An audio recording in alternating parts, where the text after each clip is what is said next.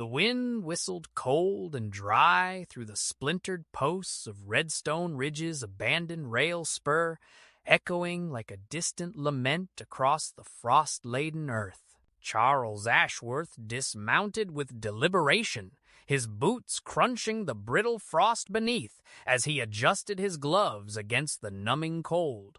The sun was only a pale suggestion above the horizon, casting long shadows across curled tufts of sagebrush and dormant grass. He had come to inspect a delayed shipment of feed. Reliable supply chains had a way of faltering in December, but the tracks were empty and the station just as deserted as ever.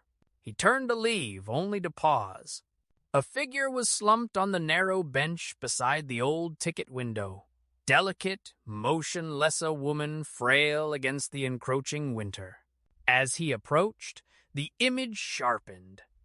The coat she wore was no match for the cold, threadbare at the seams and dusted with snow. Her gloved hands trembled as though sprung from some distant shiver. One clutched a worn carpet bag, the other a folded letter stained with travel and time. Charles's gentleman's instinct dismissed hesitation. "Miss," he said, crouching before her, "you must come out of the cold."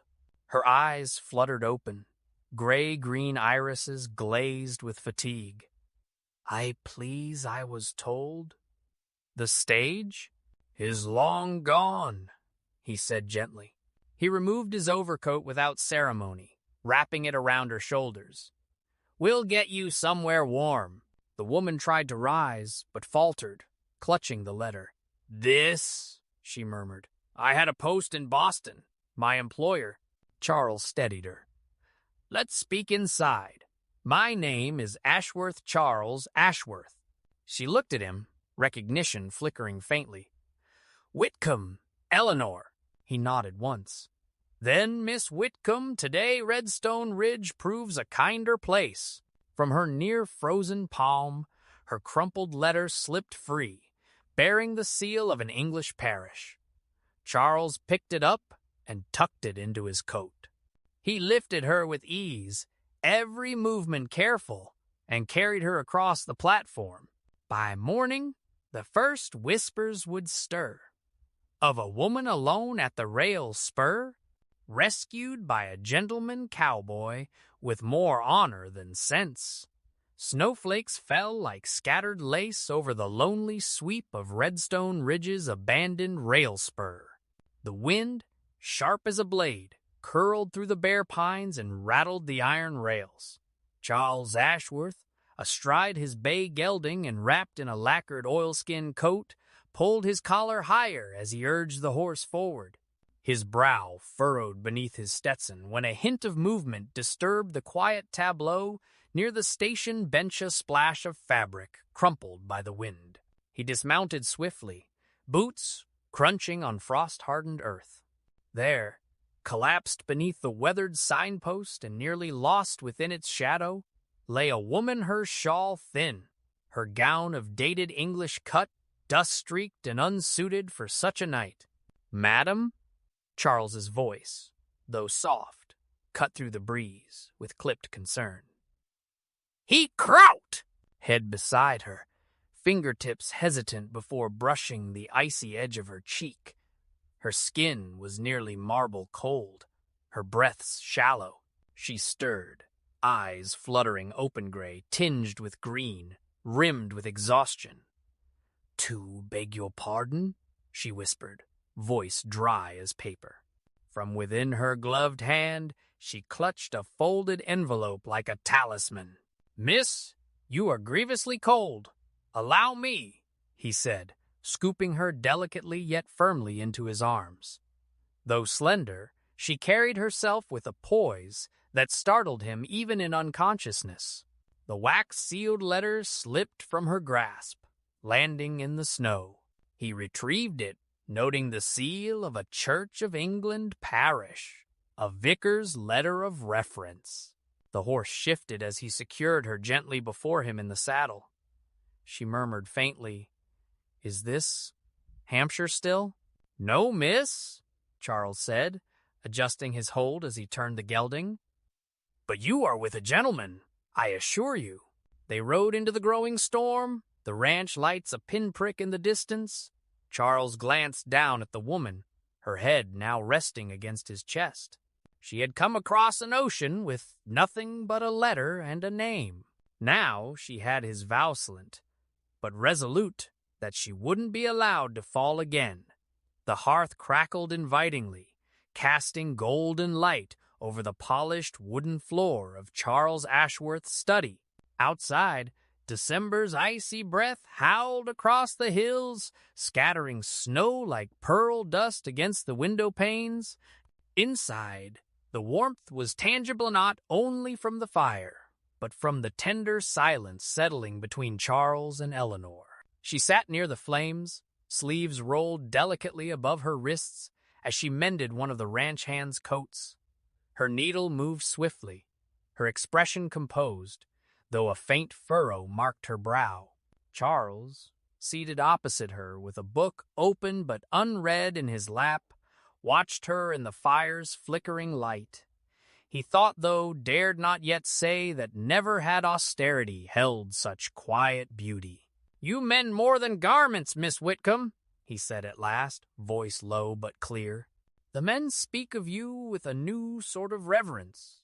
Even Jasper, who once believed the world ended past the canyon ridge, now recites his letters under your instruction." Eleanor paused, fingers tightening just slightly on the thread. "I only offer what I was trained to give. Among decent folk, knowledge and kindness are never wasted." She looked up then, her eyes meeting his soft, storm-quelling gaze. "That you welcomed me without condition, Mr. Ashworth, speaks more of you than of me." Charles closed his book, unsure why tonight his heart wrestled so visibly with the restraint he had long mastered.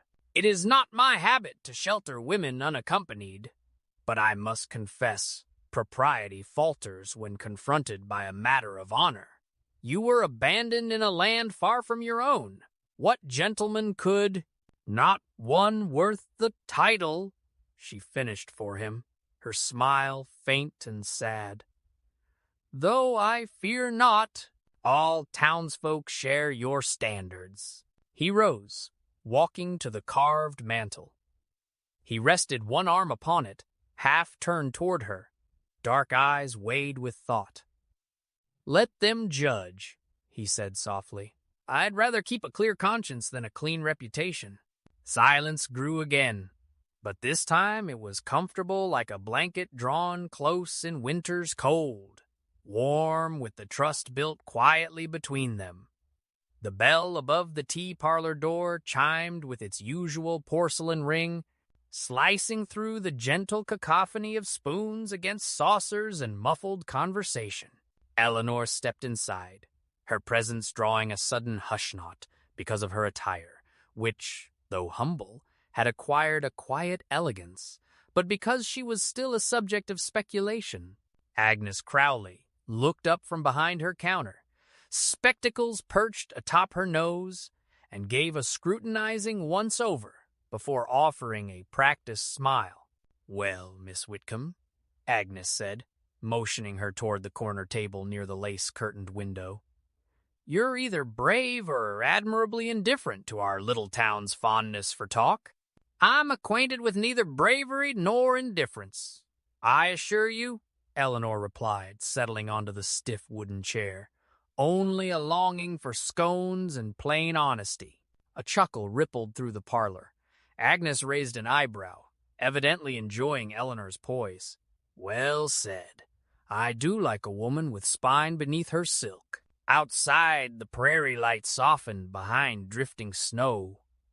The hills beyond town shimmered in silver tones, but inside the parlor shadows stretched like judgments. Yet Eleanor bore it all with grace, not shrinking, not pleading for approval. She sat with her spine straight, hands folded politely over her patched gloves, and met every gaze with composure. By the time Charles entered hat in hand, Boots silent on pine floorboards, the energy shifted. Conversations stammered to pauses, teacups teetered midair. Agnes, lips twitching slyly, offered no announcement. The room needed none. Charles nodded once to the room, then met Eleanor's gaze. "Miss Whitcombe," he said with that ever-careful warmth, "might I join you? The company here seems peerless." Eleanor inclined her head, lips curving with silent amusement. "I believe there's room by the window for one more shadow." As he took his seat beside her, murmurs reignited less scathing, tinged instead with curiosity and cautious acquiescence. Against wall-papered roses and flickering gaslight, the parlor no longer cast Eleanor as an interloper. She sat illuminated in a fragile peace between rumor and truth, and next to her, Charles sat not as her savior, but as something altogether more profound her equal. The wind whistled low outside the ranch house, pressing icy breath against panes fogged with warmth. Within, the kitchen fire hummed, casting long golden reflections across the polished wood floor. Eleanor sat at the oak table, her hands wrapped around a cup of milky tea Agnes had pressed it upon her earlier that afternoon. Charles stood nearby, sleeves rolled, leaning lightly against the bookshelf he'd carved himself, his posture much too relaxed for a man whose eyes had rarely left her since they began the lesson. Upon the table lay a stack of slates, chalk-worn to blunt nubs, and 2 battered school primers. A handful of ranch hands' children, flushed from the cold and fragrant with hay and peppermint, sat clustered around Eleanor, reciting verses in turn. "Very good, Jessie," she said warmly, nodding to the youngest, whose eager grin widened beneath a mop of auburn curls. "Now, can anyone tell me what a simile is?" A murmur of uncertainty circled the group, until Charlie Maynarda, boy of 10 with ears too large for his head, mumbled, "It's when you say something's like something else." "Exactly," Eleanor replied, her smile lighting her face. "A comparison using like or as," such as she paused, thoughtful. The snow glistened like a gown of diamonds. "That's poetry," Jessie breathed, eyes wide. "It's English," Charles murmured, his voice a balm across the room. Eleanor turned to find his expression unreadable, save a flicker of admiration warming his gaze. As the children's enthusiasm sparked anew, Eleanor caught Charles watching not just as a man indulging nostalgia, but as someone awed by seeing something bloom he hadn't realized was missing. Later, when the children had been bundled home and the lamplight threw a soft glow across Eleanor's upturned face, Charles stepped closer. "I had forgotten what it was to learn through joy," he said quietly. "You've not merely taught them, Miss Whitcombe. You've reminded them the world holds beauty."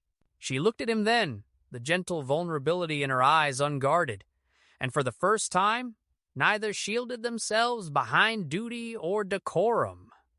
The clap of boots against the floorboards echoed through Redstone Ridge's town hall as Charles Ashworth, dressed in a gray waistcoat, brushed clean of trail dust, stepped forward beneath the glow of flickering oil lamps. The crowd pressed against the Walls ranchers, townsfolk, and Agnes Crowley herself, drawn by whispers of scandal and the promise of something more thrilling than the winter wind. An accusation. Horace Dobbins slouched near the front, his arms folded across his chest like a drawbridge raised for war. "I merely voiced concern," he said, his voice oiled with false civility. "A lady with no references but a preacher's letter, living under another man's roof?" Agnes gasped audibly from the back. Sheriff Barlow, arms crossed, leaned against a beam, saying nothing for now. Charles lifted the letter, worn at its edges but still bearing the vicar's seal. "This speaks of Miss Whitcomb's character in terms no man here could rival, sir," he said, coolness laced through each word. Horace grinned. "Words on paper.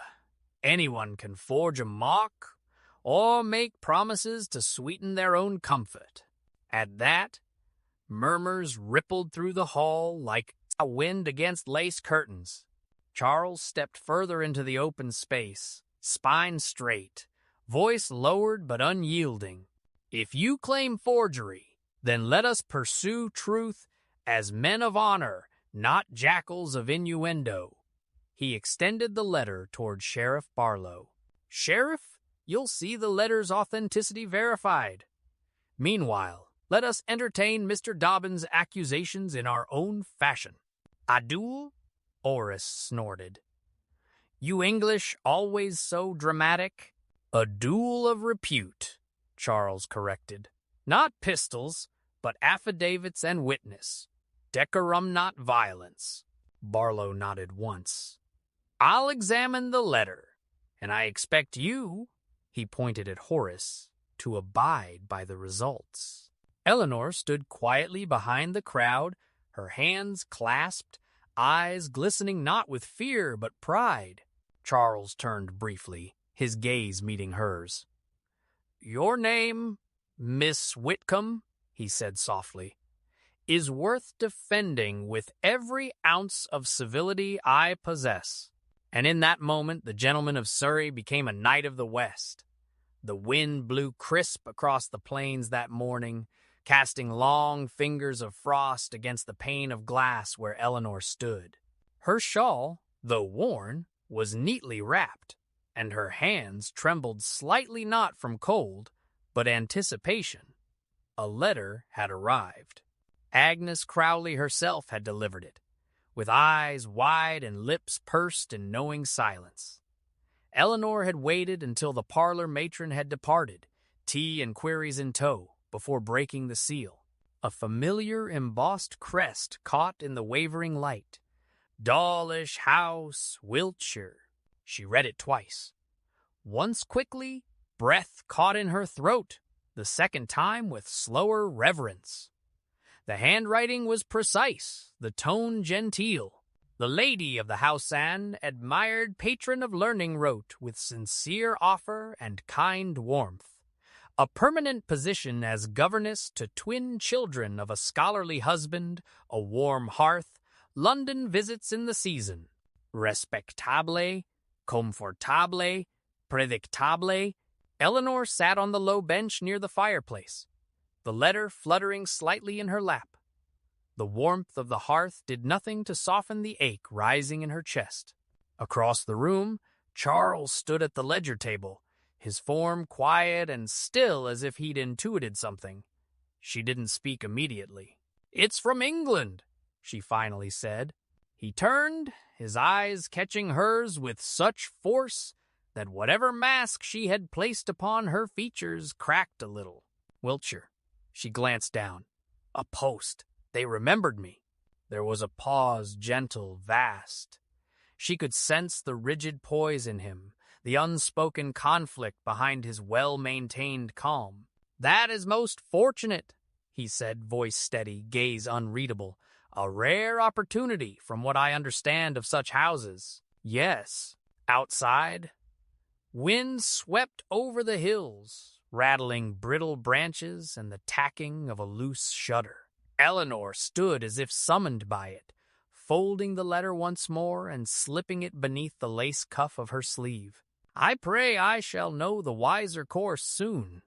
"Shh," he murmured, almost to herself. Charles inclined his head but said nothing more. Only in his stillness did she feel the weight of what had just passed between them. The air in Redstone Ridge held the brittle tension of winter frost, crisp and unspoken, as Charles Ashworth stepped into the courthouse hall with measured steps. Lantern light flickered against oak panels and cast long shadows behind him. Sheriff Barlow stood at the front with his arms crossed, his gaze level as Horace Dobbins sneered from the bench, flanked by two deputies.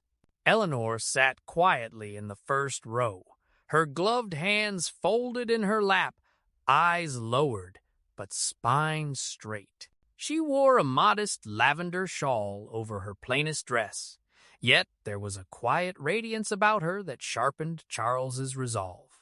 This was no longer a matter of gossip and wounded pride. It was a reckoning of character.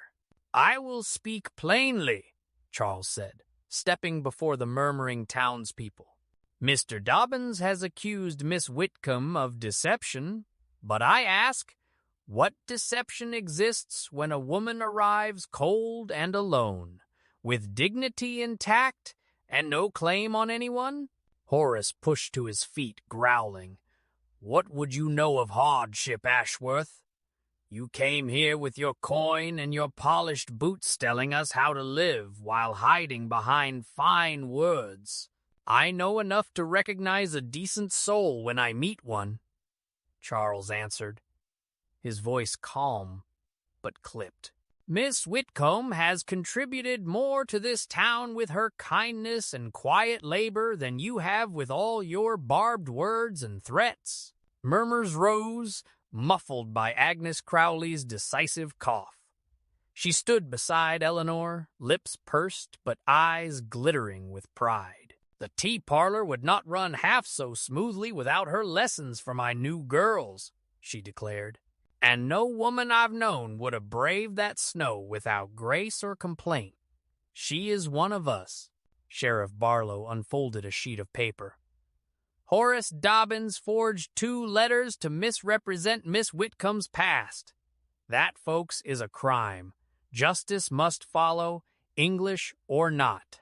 As deputies hauled Horace away, Charles turned to the crowded room, heart thudding. He had defended her honor, but defending was not the same as speaking the truth buried in his chest, truth trembling on the edge of boldness and fear. Snow whispered across the ridge, veiling the bare branches and barn roofs in perfect silence. Mid-morning light turned the sky to porcelain as Eleanor stepped from the ranch house, a shawl about her shoulders and her letter from England tucked into her apron pocket. The cold couldn't dampen the churning within her. She hadn't told Charles yet. Not about the offer. Not about the ache in her chest whenever she imagined returning to a world she'd once called familiar. She found him in the paddock, guiding a skittish colt with careful restraint. His coat bore a dusting of snowflakes, and his black Stetson shaded a gaze focused far beyond the corral fence. "You rise ahead of the fire, Mr. Ashworth," she said lightly. Charles let out a breath, turning toward her with his habitual half-smile, a mix of politeness and something gentler he rarely allowed expression. "The colts don't consult clocks, Miss Whitcombe." She stepped closer, eyes searching his. "I've received a letter," he stilled. "From England?" She nodded. "A position in Wiltshire. A household with children and warmth. Security." Her voice faltered with that last word. Charles glanced to the snow-laced horizon before finally speaking. "I suppose congratulations are in order." "That is not what I seek," she murmured, watching him retreat behind his impeccable civility. Before either could continue, the crunch of boots on frost turned them toward Sheriff Barlow riding up. He dismounted with unusual haste, hat drawn low against the wind. "Miss Whitcombe," he said brusquely, eyes kind, "you should know we've uncovered something." He handed her a stack of papers. "Horace Dobbins filed false claims. Letters accusing you, forged." Eleanor took them with trembling hands. Charles stepped forward instinctively, one gloved hand hovering near hers. Barlow continued. "I'm placing Dobbins under arrest. Charges will be made public at council." The silence that followed was deeper than snowfall. Eleanor closed her eyes, steadying herself. When she opened them, Charles's hand hadn't withdrawn. "Your honor remains unmarred," he said firmly. her breath caught, not from the cold, but from the sudden clarity between them truth, justice, and something fragile and rising beneath the snow. Snowflakes danced around the lantern-lit windows of the Redstone Ridge Town Hall as strains of "God Rest Ye Merry, Gentlemen" filtered through the frosted panes. Inside, garlands of holly trailed from the rafters and tables were laden with plum puddings, mincemeat pies, and steaming pots of spiced tea. Charles stood by the hearth in a dark waistcoat embroidered subtly with silver thread, his Stetson held respectfully in one hand, the other gripping a steaming mug. Across the room, Eleanor moved like a soft brushstroke in a wintry painting, her gown of forest green trimmed with lace at the cuffs, her cheeks flush from dancing. He had planned to speak with her tonight, planned it for days now, each morning rehearsing words he could never quite settle upon. It was not simply his honor or her opportunity awaiting across the Atlantic, but the quiet fear that he couldn't offer her a life to match her potential. Agnes Crowley nudged his elbow lightly. "You'll excuse an old spinster's bluntness, Mr. Ashworth," she said, barely glancing at him. "But if you wait any longer, the only thing winter's bringing you is regret." Before he could respond, a sudden hush rippled through the hall as the music faded. A brief clinking of silver against glass quieted the last murmur. Sheriff Barlow, standing with arms crossed near the wall, gave a discreet nod. Charles cleared his throat. "May I speak a word?" Eleanor turned toward him, head tilted like a curious songbird. He stepped forward, voice steady despite the quickening beat of his heart. "Some see December as a month of conclusion, but I've come to know it here, in this place, as the month where new things begin." A soft smile curled Eleanor's lips. "In this hall, amidst the scent of cinnamon and fir, I confess I found courage a little borrowed from a governess with far more than I. Miss Whitcombe," his voice lowered, warm and resonant, "would you honor me, not only with your presence, but if your heart inclines with your hand?" Silence fell like snow, expectant and still. Her eyes shimmered, and then quietly, resolutely, she stepped forward and took his hand in hers. The snow fell softly on the chapel roof, muffling all but the echo of sleigh bells and faint carols drifting across Redstone Ridge. Flickering lanterns cast golden halos upon the frost-laced evergreens, lining the aisle outside the parish church, their silvery needles bowing beneath the weight of winter and festivity alike. Inside, Eleanor stood quietly at the small mirror in the chapel's side parlor, adjusting the antique lace at her throat. Her gown was modest but elegant ivory wool to stave off the chill, with embroidered ivy vines crawling delicately along the hem. Agnes Crowley, awash with tears and pride, fussed with the pearl comb nestled in Eleanor's swept-up curls. "Don't fret, dear," Agnes murmured. "You'll rival any lady in Wiltshire today, and likely outshine them." In the nave, Charles stood solemn at the altar, gloved hands clasped, dark frock coat pressed and precise. A white rosebud pinned to his lapel mirrored the snow outside. Sheriff Barlow stood at his side, stone-faced as usual, but with an unusual glint of sentiment in his eye. As the organ began, subdued yet triumphant, Eleanor appeared beneath the threshold, her delicate steps steady as candlelight stretched her silhouette toward him. As she reached him, he bowed his head slightly, whispering, "You honor me, Miss Whitcombe." Eleanor's voice trembled like wind over crystal. "It is now Mrs. Ashworth, if you still wish it." The ceremony unfolded with quiet reverence. The vicar, in snowy robes passed down from English forebears, spoke of unity not merely of hand and heart, but of courage and mutual honor. The exchange of vows was almost whispered, an orchestra of glances more than words. When Charles slipped the ring a simple gold band once belonging to his mother Aunt Eleanor's hand, her fingers trembled not from cold but conviction. As the final blessing rang out, the chapel bells burst into jubilant song, echoing through white hills and warming even the surliest hearts.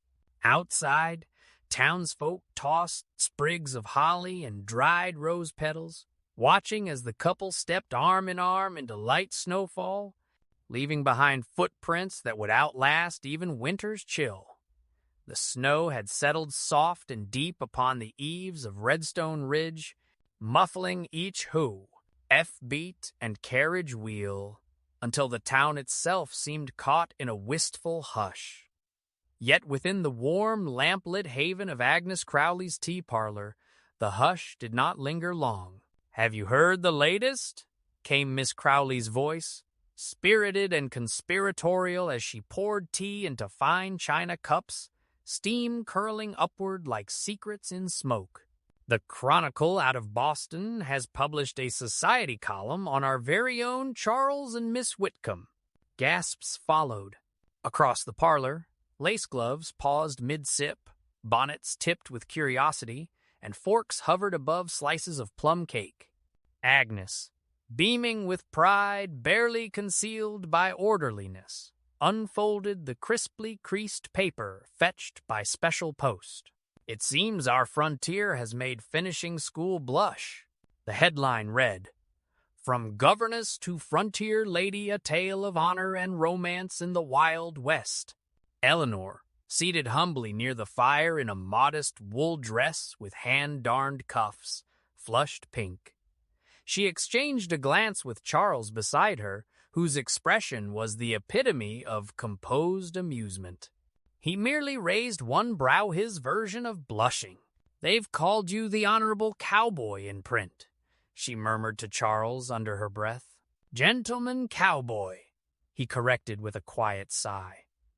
"Though the honorable bit is not wholly undeserved." "No," she replied with the gentlest smile.